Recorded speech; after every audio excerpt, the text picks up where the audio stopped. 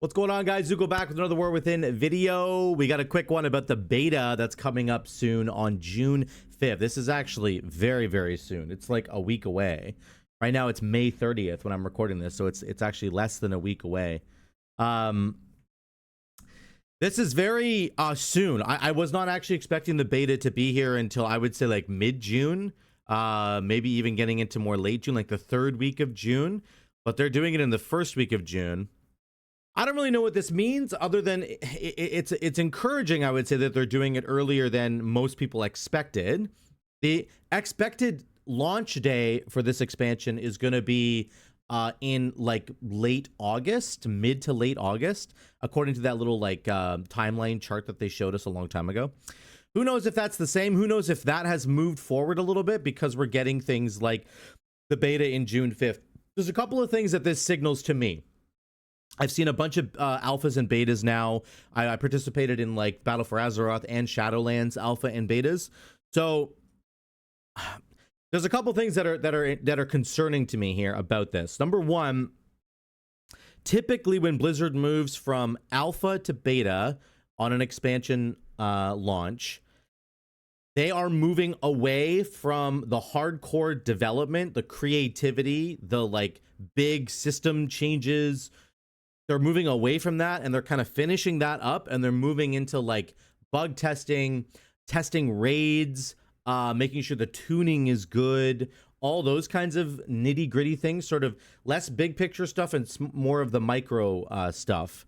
And they're going to get a lot of people into the beta to help test the game, make sure it's good to go, make sure it feels okay, make sure that certain specs aren't falling behind on the meters, that kind of thing, right? So to me, that's great, obviously, but it feels a little early, and I feel like there are certain specs in the game that are just still not quite there yet, especially some of the hero talents. We just got the totemic hero talent for Shaman, and it's got a really big sort of mixed bag of people and their thoughts about it, and being like, you know what, it's supporting like a Stormstrike build and like a Lava Lash type build. Like, what's going on here? Where's the identity of this hero tree? And if we're just moving into beta right now, that signals to me that Blizzard's like happy with where it's at, and they're not really going to do any more major changes to it. Now, going to be a little caveat there to say that Blizzard has been making massive changes to classes and spec trees inside of Dragonflight, which is fantastic. Over the course of Dragonflight, we've seen specs completely change. Like Rep Paladins, for example, got a massive like overhaul in Dragonflight, just completely different. There's been a lot of small iterations that Blizzard has continued to make patch on patch, which is great to see.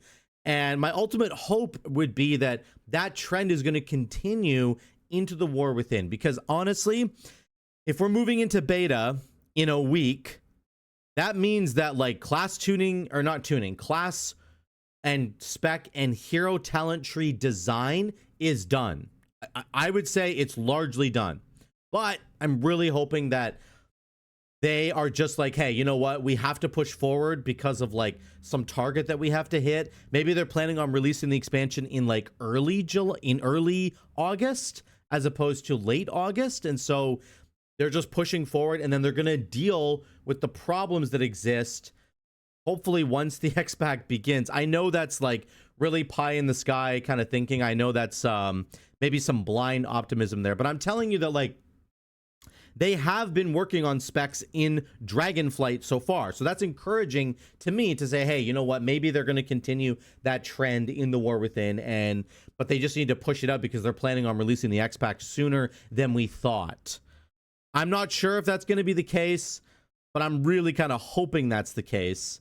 We'll have to wait and see. Either way, if you guys have not been here for like alpha beta development, this is typically what happens, okay? So if you're planning on playing a spec that you really love, but it's sort of been neglected a little bit, or it has a hero talent tree that's like complete garbage, like Survival Hunter, let's say. I think both talent trees for Survival Hunter are like criminal. Or like Rogue, which is getting a complete rework on one of their trees. We don't know, soon, hopefully. If you're planning on playing one of those specs, I mean, I would be a little cautious right now. If you don't like the current development of your spec, you might want to pick something else. because I don't think it's going to receive massive changes anytime soon. Maybe not until like the first season of The War Within. We'll have to wait and see. But that's typically how this goes, guys. If you're going from alpha to beta, they're moving from major changes to kind of finishing up stuff. So if we're thinking about like a timeline, I would say in like all of June, I would say is going to be taken up with them potentially finishing up last minute hero talent tree changes and major changes. So like the first couple weeks of June, maybe 3 weeks of June, they're going to be doing those major iterations. So again, the rogue tree that is going to get reworked, the rogue tree that's based on Feint right now and has like distract, and they said they were going to change it. That's probably going to happen in early June. Okay, I'm really hoping that some of the hunter trees get reworked. Particularly Sentinel is just like so terrible in my opinion. That might happen in early June. You might get just some of the really underperforming hero trees might get some big changes, but that's going to be the end of it. By the end of June, we're going to be done with that. I think once we get to July, we're going to move into like major raid testing, lots of bug finding, and they're going to start doing big class tuning, and I'll get the numbers sort of where they want them to be. And then I think in the first 2 weeks of August, which is the very last time that they have to do anything, I think they're going to do those final, bug reports. They're going to release a ton of beta access, I think, probably in that time to get as many people in as possible to try and do the final bug squashes and tuning paths. So that's just my little rant about what I think is going to be happening timeline wise, and my fears a little bit on where the development of certain specs are at, because some of them are just definitely way less developed than others. Like the mages and the paladins are doing like really well right now. Shadow Priest, actually all the priest users, and Oracle is still a little bit weird, but like Archon and Voidweaver Priest are incredible. Shadow Priest is a really good spec right now. I think Colossus Warrior is probably one of the best melees that I have played, period. I think it's incredible. Colossus Arms Warrior in particular. I think the Feral Druid stuff is actually pretty good. Actually, all the Druid trees are pretty good right now. They're just going to need some tuning. I actually think they're quite strong. The Warlock guys are eating good. They're looking really good. Aflock just got another huge like rework, and the Diabolist tree looks really incredible. All the demons that you're summoning are really cool. I think the Death Knight trees are doing fine. Demon Hunter is probably needs some work, but I don't think it's going to get any. So yeah, there are some winners and losers right now for sure. I'm really hoping that Blizzard does some major fixes in tuning on some of the ones that are just so terrible right now. We'll have to see how that goes. Let's look at what it's saying here. What's available in the beta? New systems, complete leveling experience zones, dungeons, delves, warbands, the new playable Earthener, all available in the beta. Raid testing will come at a later time. So again, I think raid testing will be July. I don't think it's going to be at the beginning of June. Again, they're just going to get those touch-ups going on the rest of the specs that really need it. We're going to get to raid testing later. You get the new zone, Khaz-Algar. It's designated sector AR. What is it? AR 933-4, whatever. You get Khaz-Algar. This is the Isle of Dorn. It's a wonderful outdoor area. I love this. I've been showing you guys some footage of it, I think, on stream. If you've been wanting to tune in the stream, you can see some of it there. And then underneath, we've got the Ringing Deeps. This is more of like a mining colony kind of area. It is beautiful. It is an underground cavern, but it has this amazing network of like mine shafts and railroads kind of connecting all over the place. It's a really wonderful aesthetic. You're going to love this zone. I really like the Ringing Deeps a lot. Then, of course, there's Hallowfall with the huge crystal. I promise you're not going to feel like you're underground in Hallowfall. You're going to feel like you're in an outdoor zone. It is vast. It is huge. You can fly like for several minutes in one direction and you're still not at the end of it. Okay, so this is a massive zone. It's really cool. The crystal is amazing, I promise you. And then there's the last zone, which is Azj-Kahet. This is like the Nerubian homeworld. This is the where our first raid is going to be, the first raid of the expansion. It is got a massive sprawling Nerubian city. This is like the Nerubian kingdom. It has some very similar like Suramar vibes from Legion, and I kind of love it. There's some interesting stuff going on in this final zone that we really don't totally understand yet, so stay tuned for that.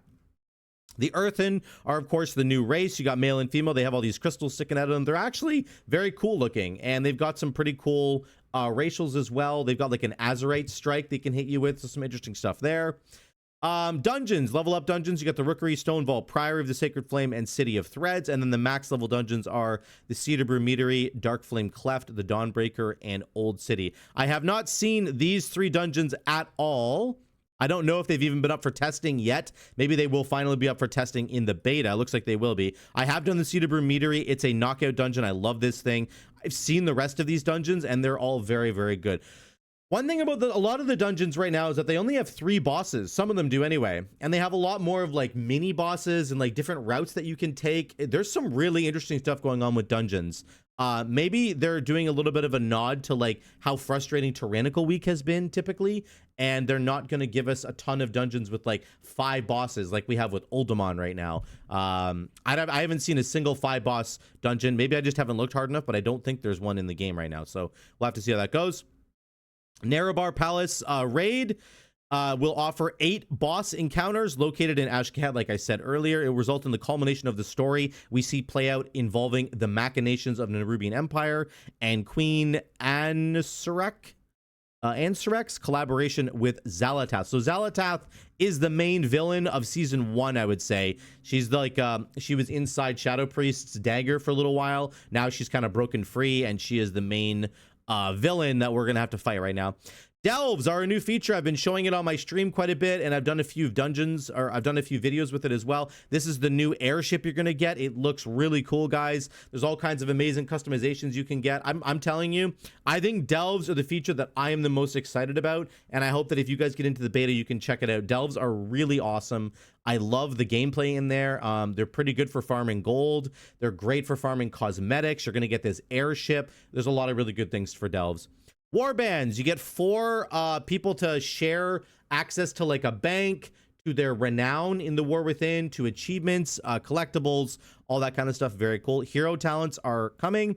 So if you haven't had a chance to look at them at all yet, then you'll get a chance to look at them. A lot of them have changed in a really big way already.